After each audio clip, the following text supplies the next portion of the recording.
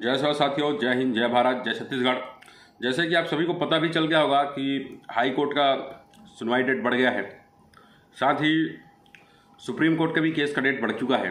18 जुलाई चला गया है और इनका 2 मई है हाई कोर्ट का। साथियों, ये जो सुनवाई नहीं हो पा रहा है सुप्रीम कोर्ट में, इसका कारण कौन है, ये जानने की आवश्यकता है। जब हमारे वकील के द्वारा ये कहा गया कि जो है जल्दी इसका सुनवाई किया जाए, तो राज्य सरकार के वकील का कहना है कि गर्मी छुट्टी की बात कर देते ज़्यादा अच्छा रहता।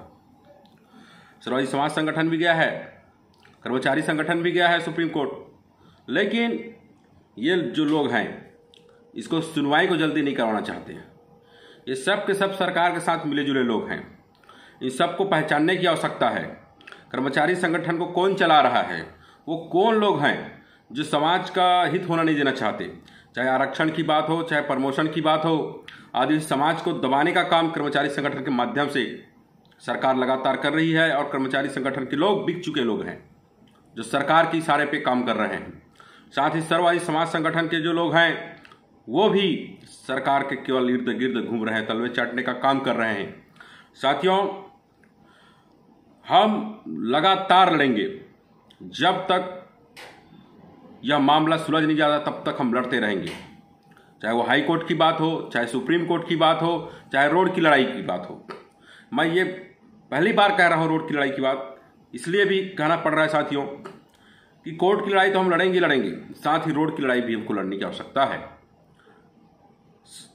हमारे जो युवा साथी हैं छत्तीसगढ़ में, जो सभी वर्ग कहना चाहिए, वो चाहते हैं कि 50 के भीतर हो, लेकिन हम उसके डिस्ट्रीब्यूशन में घुसना चाहते हैं। हमको जो है 50 के भीतर 32% आरक्षण चाहिए, या उससे ज़्यादा हो तो चलेगा, कम नहीं चलेगा।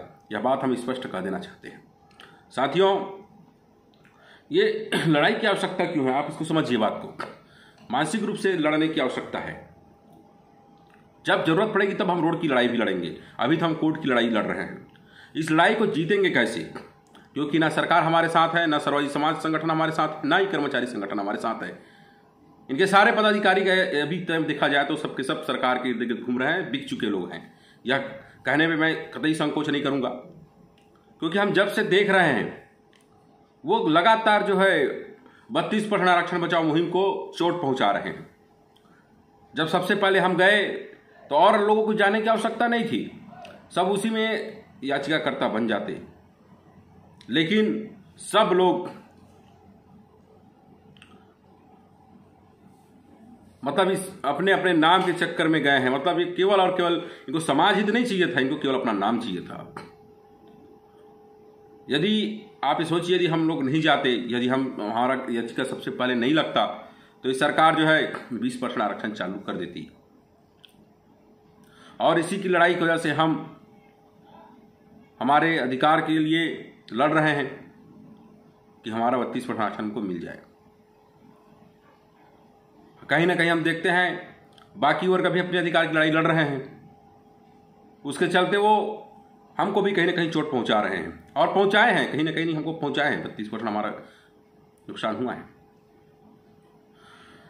हमको अभी चाहिए कि हमारे पूरे प्रदेश के युवा साथी जो हॉस्टलों में है, स्कूलों में है, कॉलेजों में है, वहां तक हमारी बात जानी चाहिए।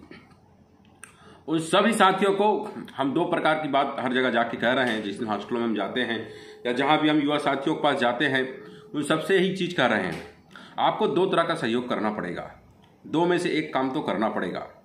या तो आप आर्थिक सहयोग करिए, या तो हमारे वीडियोस मैसेज लोगों तक पहुंचाइए।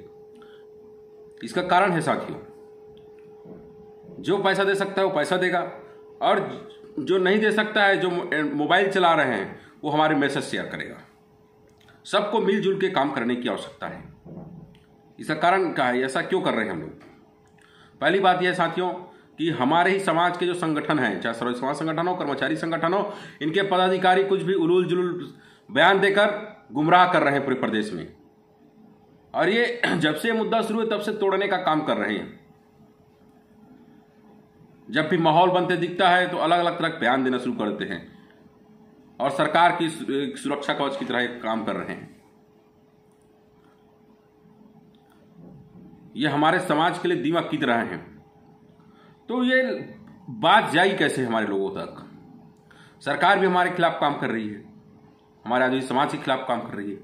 तो ये बात लोगों तक जाए, लोगों को पता चले असलियत क्या है, प्रदेश के हर युवा को पता चले कि असलियत क्या है। आरक्षण जो बिल कहना चाहिए जो लागू नहीं हो पा रहा है 50 के भीतर, इसके पीछे कारण हम लोग नहीं हैं, ये सरकार है। ये सरकार सही नीति बनाना ही नहीं चाहती। 58 उड़ गया, 76 भी उड़ जाएगा जब आएगा, तो उसे साइन हो ही नहीं रहा है।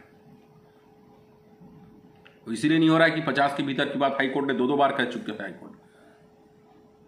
तो हमारे प्रदेश के खासकर ट्राइबल युवा साथियों को बताने की आवश्यकता है कि सरकार यदि कोई पॉलिसी लाती है तो नुकसान हमको होगा। ये 50 के भीतर 20 साल आता था, हमको 12% का नुकसान है। तो हमको इस बात को लेकर चलना है कि भाई हमारा जो अधिकार 32% है, 32 मिलना चाहिए, भले ज़्यादा हो जाए कम हम स्वीकार नहीं करेंगे। यह बात जो है हमारे हर युवा तक पहुंचनी चाहिए, हमारे हर जो छात्र छात्राएं हैं जो पढ़ने वाले हैं उन तक पहुंचनी चाहिए। मेडिकल सीट का नुकसान हो गया, अब जो है हमको BA BSc जैसे सामान्य कोर्स है इस पर भी नुकसान होगा, सभी चीज़ों में कटौती होगी। तो इसके लिए हमको तैयार रहना पड़ेगा। इसके लिए हम कह रहे हैं साथियों, क्योंकि देखिए जिसकी सरकार होती है, सरकार की सारी मीडिया सरकार की होती है, सारे तंत्र सरकार के होते हैं, वो जब चाहे जिस विषय को चाहे जैसा चाहे वैसा वो मोट कर सकती है, और वो कर भी रही है। आप ताज़ा उदाहरण ले लीजिए, कल का ये कह दिए कि राज्यपाल ने बिल वापस कर दिया, जबकि राज्यपाल ने बिल वापस किया ही नहीं था। तो इस तरह के काम जो है सरकार बड़ी आसानी से कर सकता है, पब्लिक को गुमराह करने का काम कर सकता है। तो इसलिए हम चाहते हैं कि आप जो है हमारा साथ आए, तभी हम इस मिलजुल कर इस मुद्दे को जीत सकते हैं और समाज के अधिकार की सुरक्षा हो सकती है। मैं आप सभी लोगों से यही अपेक्षा करता हूं कि ज़्यादा से ज़्यादा वीडियो शेयर करिए और लोगों को बताइए कि हमारी लड़ाई केवल 32% आरक्षण को लेकर है, और जब तक हमको आरक्षण नहीं मिलेगा हम ये लड़ाई लड़ते रहेंगे। साथ ही साथ हम उस समाज के बेईमान और गद्दारों को भी जानने की ज़रूरत है जो लोग इस मुहिम को नुकसान पहुंचा रहे हैं।